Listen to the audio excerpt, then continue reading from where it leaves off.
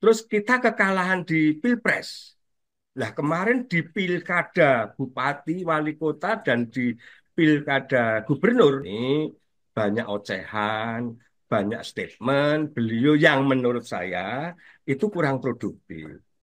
Sehingga hal-hal itulah yang menyebutkan citra partai itu turun. Sudah mengevaluasi, mengkonsolidasikan, kita sudah berusaha secara maksimal. Assalamualaikum warahmatullahi wabarakatuh. Balik lagi bersama kami di kajian online daily. Saudara-saudara sekalian, kita mungkin tengah melihat situasi yang sangat canggung dan sangat berbeda di Partai PDI Perjuangan. Mengapa saya katakan demikian? Karena memang sejak periode 2014, kita hitung saja dari 2014 agar tidak jauh mengulang ke belakang. Kita hitung dari periode 2014-2019, bagaimana PDI Perjuangan seolah dalam masa kejayaannya di dekade 2000-an. Bagaimana tidak? PDI Perjuangan berhasil memenangkan pemilihan presiden secara 2 kali berturut-turut. Tentu saja di dalamnya ada andil seorang Pak Joko Widodo yang merupakan presiden ke-7 kita. Namun kita tahu endingnya memang sangat di luar dugaan. Antara PDI Perjuangan dan Jokowi justru menemukan perceraian politik yang sangat-sangat luar biasa, dan itu benar-benar tidak pernah terbayangkan oleh kita sebelumnya.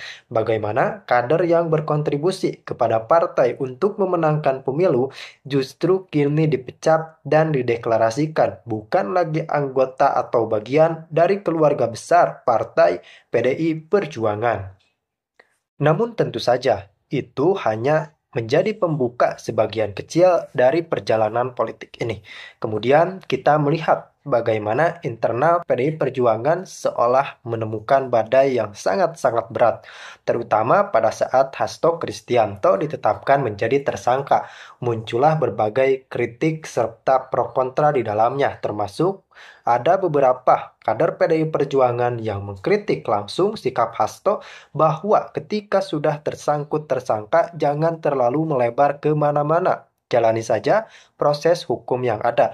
Kemudian yang terbarbar adalah Bang Effendi Simbolon mengatakan bahwa Megawati sudah saatnya mundur. Bagaimana menurut Anda? Apakah memang regenerasi PDI Perjuangan diperlukan? Apakah pada saat ini saatnya Megawati Soekarno Putri mundur dari jabatan strategis di Partai Banteng tersebut?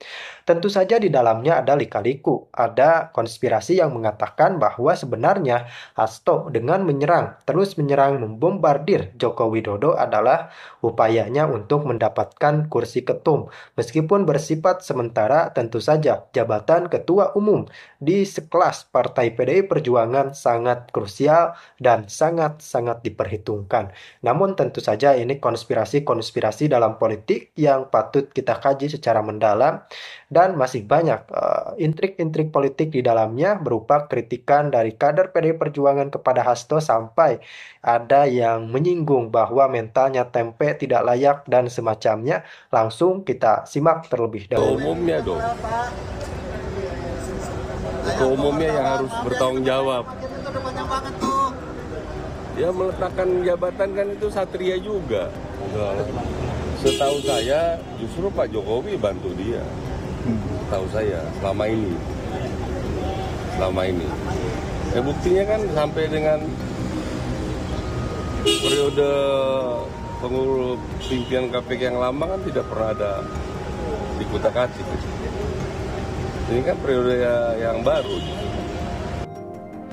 Politisi PD Perjuangan Guntur Romli merespons pernyataan Effendi Simbolon yang meminta Megawati Soekarno Putri mundur dari posisi Ketua Umum PDIP sebagai hal yang tidak etis karena Effendi sudah dipecat dari PDIP. Guntur meyakini pernyataan Effendi meminta Megawati mundur tidak lepas dari pertemuan Effendi dengan mantan Presiden Joko Widodo di Solo beberapa waktu lalu. Menurut Guntur, pernyataan itu membenarkan ada skenario pihak tertentu untuk mengacak-ngacak PDIP. Meminta Ibu Megawati Soekarno Putri mundur dari Ketua Umum yang merupakan pernyataan yang kurang ajar. Yang kedua, kami menduga bahwa pernyataan Saudara Effendi Simbolon itu terkait dengan pertemuan Joko Widodo beberapa waktu lalu di Solo. Dan kami semakin yakin apa yang disampaikan oleh Ibu Megawati Soekarno Putri, Ketua Umum PDI Perjuangan pada tanggal 12 Desember, bahwa ada yang ingin mengaut-aut, ada yang ingin mengacak-ngacak Partai Demokrasi Indonesia Perjuangan. Hari Rabu kemarin mantan PDI Perjuangan memastikan solid mendukung pemerintahan Prabowo Subianto dan Gibran Raka Buming Raka.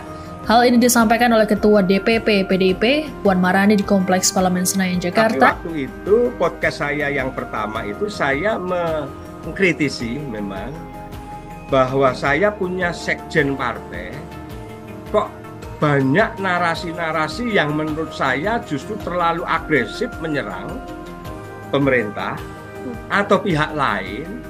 Terus ada perilaku sekjen yang menurut saya kok juga kurang pas. Yang waktu itu yang mendasari saya awal adalah saya punya sekjen partai, sekretaris jenderal yang sangat terhormat dan sangat strategis. Kok sekjen saya menemui Felicia Tisu saat itu loh ya Mbak. Felicia Tisu saat itu kok ya terlalu rendahan banget menurut saya.